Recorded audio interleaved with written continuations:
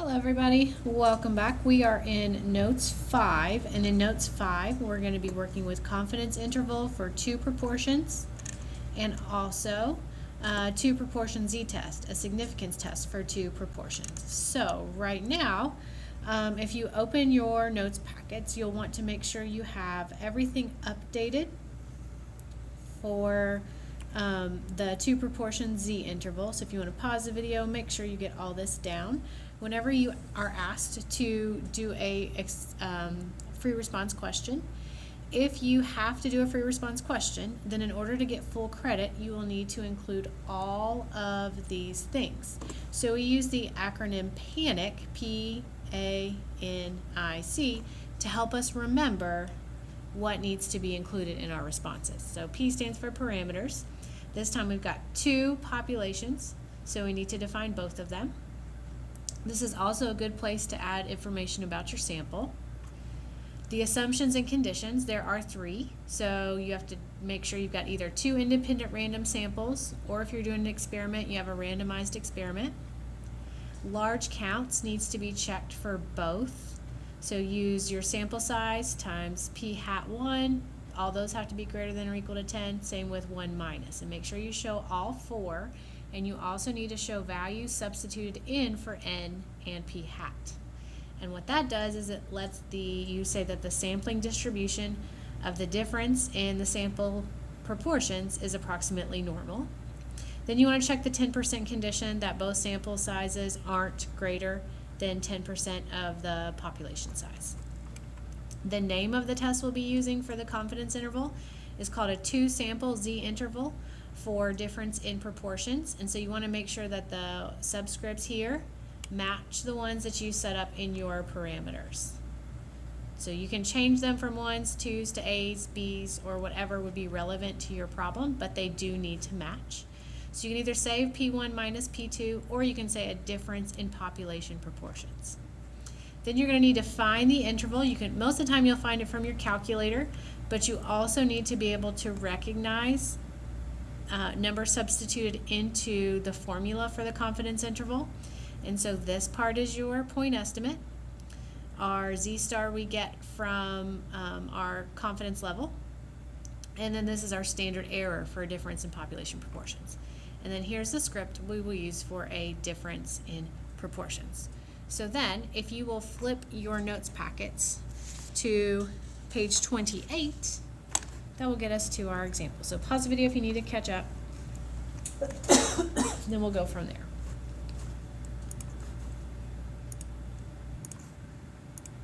So now I'm in my notes packet, I'm on page 28, and I also have my overview kind of beside me.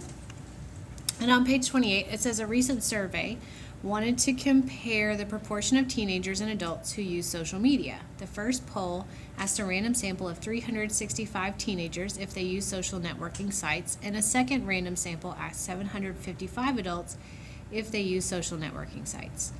In these two samples, 92% of teenagers used a social networking site and 68% of adults did.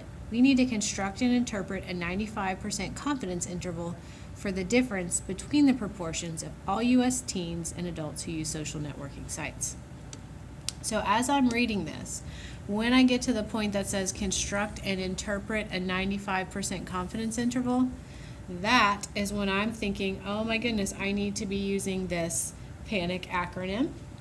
So in class, we got this sheet, this handout, so it's handy to use for a while until we start to internalize all the things, all the components of a confidence interval. So let me just put this in place.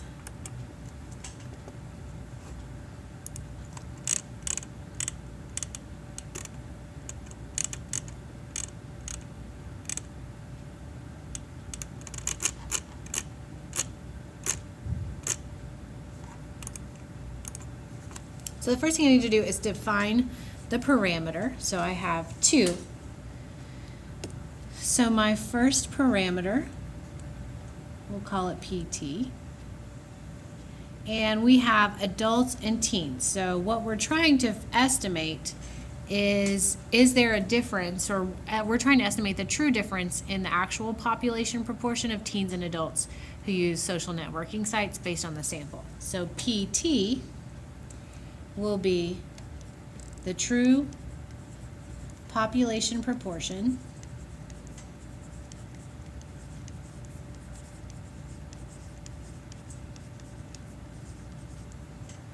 of teens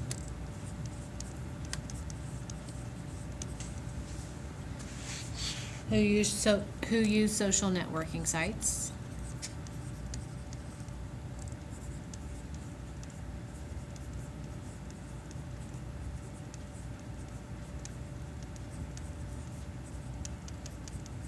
and then PA for adults will be the same.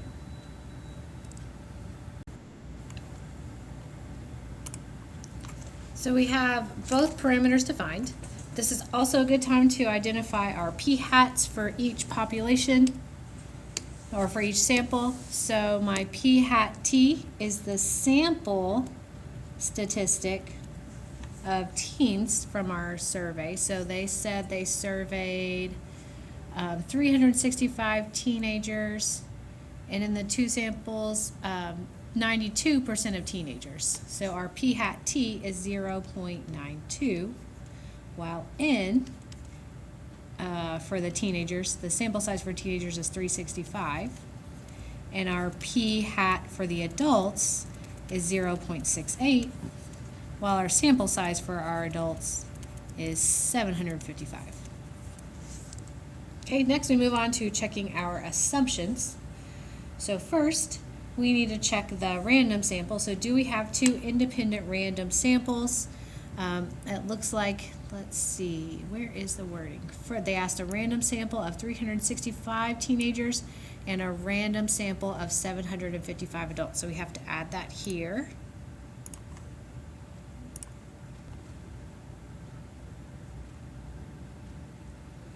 So I have my random sample listed. Next, I need to check large count. So I've got to check these four values, make sure we're plugging in values for N1, P1, and N2, P2, and all of those. So I will use my values here. So my NT was 365, so I'll do 365 times 0.92. Now I know that 92% of 365 is greater than 10, so I can just make that statement. And then 365 times 1 minus 0.92, that's 8% of 365 is also greater than or equal to 10. And then for the adults, 765 is the sample size, times 0.68 there. 68% of 765 is greater than or equal to 10. And then 765 times 1 minus 0.68 is also greater than or equal to 10. So those are checking. Do I need to check the 10% condition? I am sampling without replacement. I am not doing an experiment or sampling, so we do need to check that. So 10%. Oh, wait, hold on. I need to say something about the sampling distribution of p-hat. So the large counts condition, let's just say that, so the sampling distribution of the difference in the two population proportions is, for the samples of those, is approximately normal. So the sampling distribution of p hat T minus p hat A is approximately normal.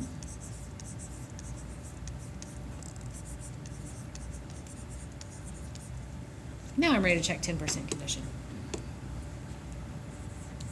So 10%, we just want to make sure that our sample size isn't larger than 10% of the population. So our sample from the teens, 365, we need to make sure that that's less than 10%, and our population is all U.S. teens and all U.S. adults. So do we think 365 is less than 10% of all U.S. teens? I would say so. So we can check that. and then 755 is less than or equal to 10% of all U.S. adults. Check. All right, we checked our conditions. Now we're ready to give the name of the procedure that we're going to use. So the name is a two-sample z-interval for the difference in proportions. So we're going to use a two-sample z-interval for our difference in population proportions. And so we're going to do PT minus PA. Now we want to be sure that we understand that these are populations. So we're doing a two-sample interval, which means we're trying to estimate what the actual difference in the population of all U.S. teens and all U.S. adults, what that difference actually is. Now we're going to provide the calculated interval. We can do so with either the calculator or with this formula. Let's do the calculator first, and then we'll look at what the formula looks like. So I've got decimals somewhere here.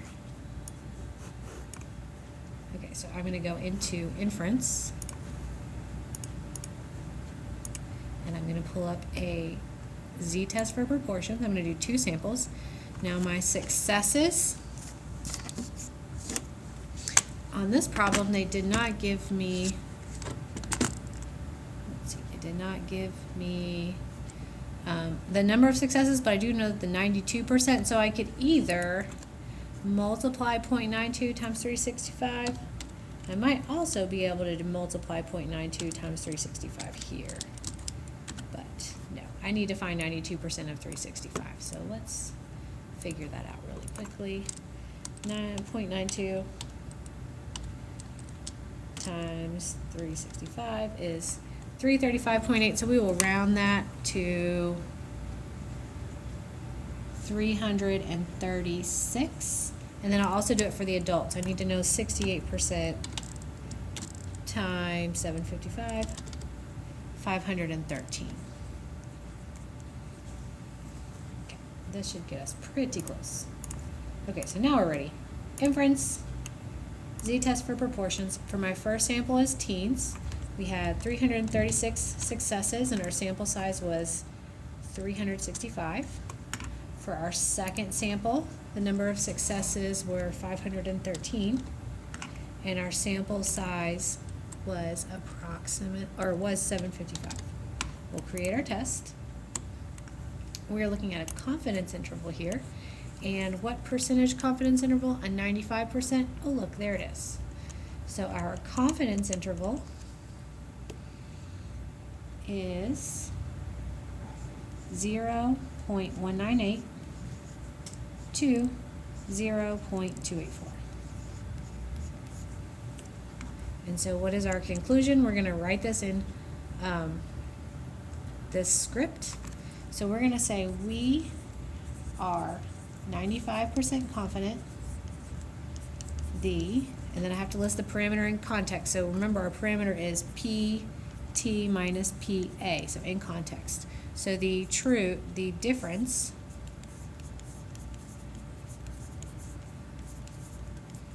in population proportions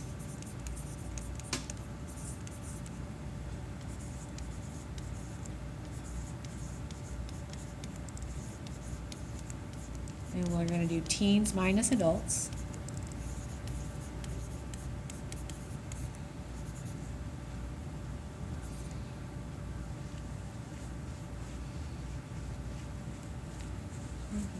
Teens minus adults using social networking sites.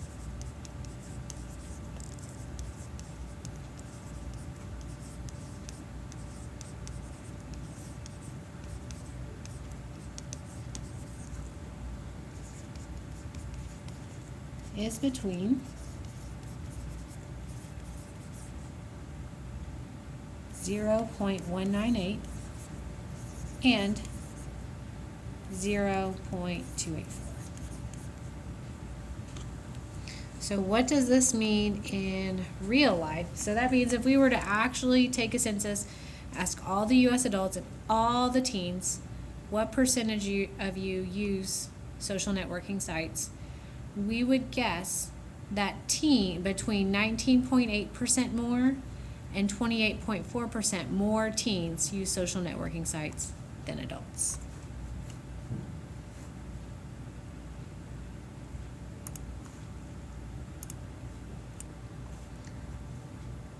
So now if you're interested in, well, we should all be interested in calculating this, not just from the calculator, but also from the formula. Here's the formula. P hat 1 minus P hat 2, that's our 92% of teens minus 68% of adults. Then we have our Z star, which is our critical value, that 1.96. We get that from doing a normal distribution with a standard normal distribution, mean 0, standard deviation 1. So there's our normal distribution. We want the middle area to be whatever your confidence level is. In this case, it's a 95% confidence interval. So that's how we get the 1.96 for the Z star. And then we're substituting in values our P hat 1, 1 minus P hat over N1, P hat 2, 1 minus P hat 2 over N2. So when you add, we've got plus or minus, but when you add, we end up with the 0.2833, which is this number right there. Now if I subtract, we get that 1.966. Now we're a little bit off because remember this was based off of successes and we kind of rounded to get our 336 and 513 from the 0.92 and 0.96, but it should still be really, really, really close. Right now let's move on to our confidence interval. Our significance test for a difference in proportions. So this is on page 2 in your notes packets. And so you might want to pause the video to make sure that you get all of the conditions and things that need to be included whenever you are going to run a significance test when you have 2 separate populations and 2 separate samples. So we still have our parameters. When we set up a hypothesis, our null hypothesis is always going to be equal because we're saying that our null hypothesis is that there's no difference in the 2 population proportions. And then you're testing for alternative population proportions to see if anything is less than, greater than, or not equal to. This is a good place to state your significance level, alpha. We have our conditions. Random is the same. Large counts, here we start to use something called P hat C, which is our combined proportion. So that's where you take both samples together. So you take the total number of successes from both over the total sample sizes. And we're going to need to use that to check our large counts conditions. And this is specific to a significance test, not the confidence interval. 10% condition is the same. Only check if you're sampling without replacement. We'll give our name for our test, which is a 2-sample z-test for the difference in population proportions. Give your test statistic. That z-score you can get from your calculator or from this formula. And then obtain our p-value. Now, the p-value it definitely depends on your alternative hypothesis. So if your alternative hypothesis is that those 2 proportions are not equal, you need the outside areas to get the p-value. If it's less than, you need a left area. If it's greater than, you need the right side area. And then we'll make our conclusion based on this script. So now, flip to page 29, and we will look at what a significance test for page 29 would look like. So now that we're on page 29, we're looking at a significance test here. At school A, an SRS of 80 students showed that 19 had not eaten breakfast. At school B, a simple random sample of 150 students showed that 26 had not eaten breakfast. Do these data give convincing evidence at the significance level of 0.05 of a difference in the students who have not eaten breakfast before coming to school? So we're comparing two schools. In our samples, it looks like school A has a difference in the number of students who don't eat breakfast than school B. So we're just trying to see if there's a significant difference. And so you can see where we are looking at sample sizes for A. This is our p hat for A. sample size for school B, our p hat for B. And when I calculate my p hat C that I'm going to use later, I take my individual sample successes, so the 19 and the 26, add those together, over the 80 and the 150, and that is my p hat C that I'm going to need in a little bit. So the first thing I need to do is I need to state my parameters. So we're going to let P sub A be the true population proportion of all students at school A who have not eaten breakfast. So this is a population value. PB is going to be the true population proportions of all students at school B who have not eaten breakfast. And then we have some calculations in case we need some decimals here. Okay, so we've done everything for the P in Phantom. You're also welcome to use our nice significance test to help us remember what we need to do. But the H in Phantom stands for hypothesis. So we're going to set up our hypothesis. Remember, our null is that there is always no difference in the two. So my null hypothesis will be that the two population proportions are equal. And the alternative, this one, depends on what is going on in the problem. So I notice that we're looking for a difference in the number of students. So it doesn't say greater than, less than, it just says different. So we're going to say not equal to. And we're also going to do a significance level right here of 0.05. Now it's time to check our assumptions and conditions. We have two independent random samples. We have two schools, school A and school B. And we took a simple random sample from both. For our large counts condition, here's where we're going to have to use our combined sample proportion.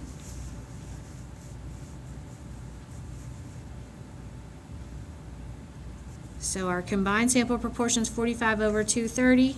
So do it with both samples sizes, 80 from school A, 150 from school B. And once you verify that all of those are greater than 10, you can say the sampling distribution of the difference in sample proportions between school A and school B is approximately normal. Then we're going to check our 10% condition, making sure that our sample sizes aren't greater than the population. We're sampling without replacement is why we still need to do that. And so we can make a safe assumption that 80 is less than 10% of all school students at school A, which would mean we need about 800 here. And 150 is less than 10% of all students at school B, so school B would have to have about 1,500. That's pretty safe assumptions. Next, we need to name our test. So the way that we name our test, it's going to be a 2-sample z-test for a difference in population proportions. We should add population proportions. Or we can also use our notation PA minus PB. Do not use P hat here because we need to make sure we're talking about populations. We're going to do our test statistic. We get our z-score from our calculator. So let's get our calculator back out. Got it somewhere. Here it is. So let's see. I'm going to go inference, z-test for proportions. I have 2 samples this time. I'm going to pull those again from the top.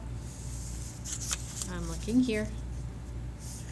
19 out of 80, and 26 out of 150. So sample 1, 19, and 80 in my sample size. For sample 2, 26 successes and 150 in my sample size. Create the test, and this time I'm doing a significance test. Our null hypothesis is that they are equal. So when we set this up, that's the same as saying when you subtract them you get 0. And then since it's not equal to, I need to choose both. so that I have both tails being calculated. So my p-value is 0.243, and we'll come back and do that with like by hand with the formula in a little bit. So p-value is 0.243. What's our next letter? Test statistic. And our test statistic is Z, so make sure you give your test statistic 1.168. So that means that our value in our sample is 1.168 standard deviations from no difference. It's a little bit above, not super rare, 24% chance of getting a sample where we see that same thing, so it's not that unlikely. And now it's time to make our conclusion. And since our p-value is greater, so we are greater, all in the green here, our alpha value, we're going to fail to reject our null hypothesis, which means we do not have convincing evidence of a difference in these schools' proportions of students who have come to school without eating breakfast.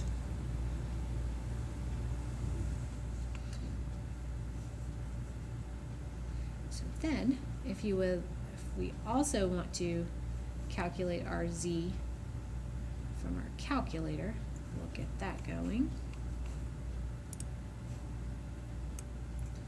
Here's what it looks like if you use the formula to calculate your Z test statistic.